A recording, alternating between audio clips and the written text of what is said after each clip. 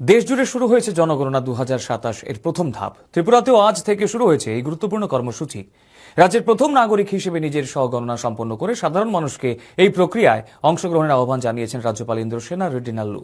একই সঙ্গে জনগণনা কার্যক্রমের রাজ্য অধিকর্তা রতন বিশ্বাস জানিয়েছেন মাত্র 10 মিনিটেই অনলাইনে সম্পন্ন করা যাবে স্বগণনার পুরো প্রক্রিয়া। এ নিয়ে দেখুন একটি প্রতিবেদন। ত্রিপুরায় আনুষ্ঠানিকভাবে শুরু হলো জনগণনা ২০২৭-এর স্বগণনা পর্ব। কর্মসূচির সূচনার সঙ্গেই নিজের স্বগণনা সম্পন্ন করেন রাজ্যের প্রথম নাগরিক রাজ্যপাল ইন্দ্রসেনা রেড্ডি নাল্লু। এরপর তিনি রাজ্যের সকল নাগরিককে নির্ধারিত সময়ের মধ্যে স্বগণনা সম্পন্ন করার আহ্বান জানান। রাজ্যপাল বলেন, একটি দেশের সুষ্ঠু পরিকল্পনা ও সার্বিক উন্নয়নের ক্ষেত্রে জনগণনার তথ্য অত্যন্ত গুরুত্বপূর্ণ।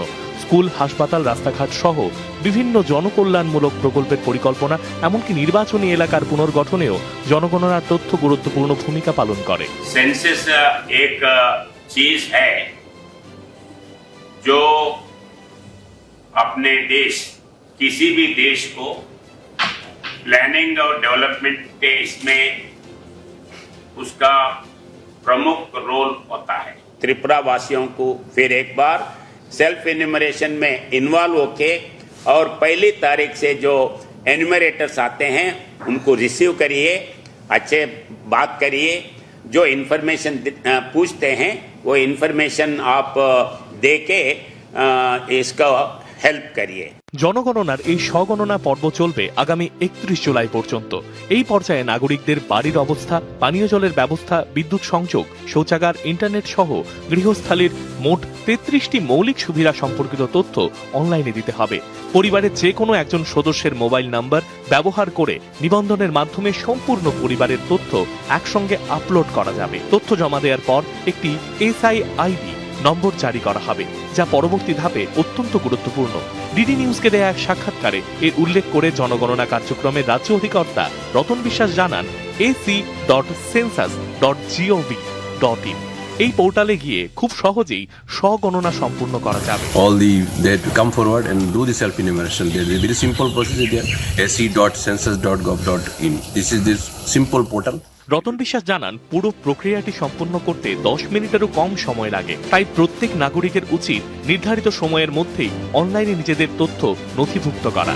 তিনি আরো জানান, আগামী 1 আগস্ট থেকে 30 আগস্ট পর্যন্ত অনুষ্ঠিত হবে house listing and housing census. এই পর্যায়ে নিযুক্ত গণনাকারীরা বাড়ি বাড়ি গিয়ে তথ্য যাচাই করবেন। সে সময় স্বগণনার পর প্রাপ্ত SIID নম্বর সংশ্লিষ্ট আধিকারিকদের দেখাতে হবে। ওই নম্বরের মাধ্যমে অনলাইনে জমা দেয়া তথ্য যাচাই ও নিশ্চিত করা হবে। আর যদি স্বগণনার সময় কোনো তথ্যগত ভুল থেকে থাকে, তবে বাড়ি পরিদর্শনের সময় গণনাকারীরাই তা সংশোধন করে দেবেন বলে জানান তিনি। It will take maximum 10 to 15 minutes. Do the self enumeration. Everybody, just all the government officials already instructed by the state government. All the principal censors, DMs and all the functionaries, they are all the job. I request the citizen, common public, that come forward for the self enumeration. Duration is from the today, it will continue up to till 31st July. That this duration 15 days time. Then this is a very simple process. Whatever it may be wrong, but do self enumeration. Ultimately, you will be satisfied.